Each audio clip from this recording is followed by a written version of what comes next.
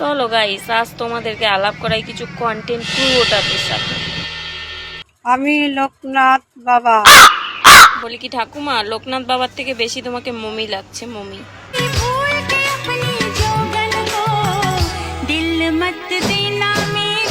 বলছি বৌদি, দিলটা তো তোমার দারুণ জায়গায় থাকে।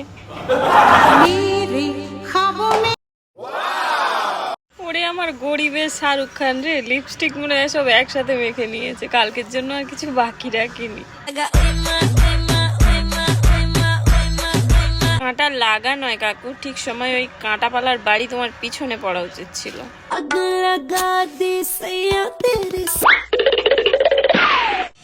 সেই আর কথা চিন্তা না করে তুমি আগে পোলিও নিতে যাও দিদি। তু বেওয়াফা হে জো। কে রে ভাই, ঠাম্মাকে এত কষ্ট দিলি কে?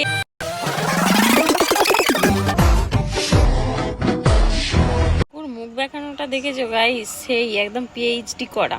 আর তারপরে কাকু পরিসাজ দেখিয়ে একদম পুরো পাঠারি হয়ে গেছে, পাঠারি। আমি আর কি বলবো, ওনাকে নিয়ে তোমরাই কিছু বলে যাও।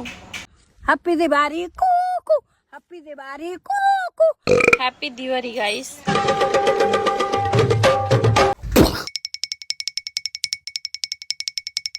বুঝতে পারছি কাকু 10 দিনের জন্য কাকিমা শ্বশুর বাড়ি ছাড়িয়ে বাপের বাড়ি গিয়েছে, তা বলে তুমি এরকম উদমে নাচবা?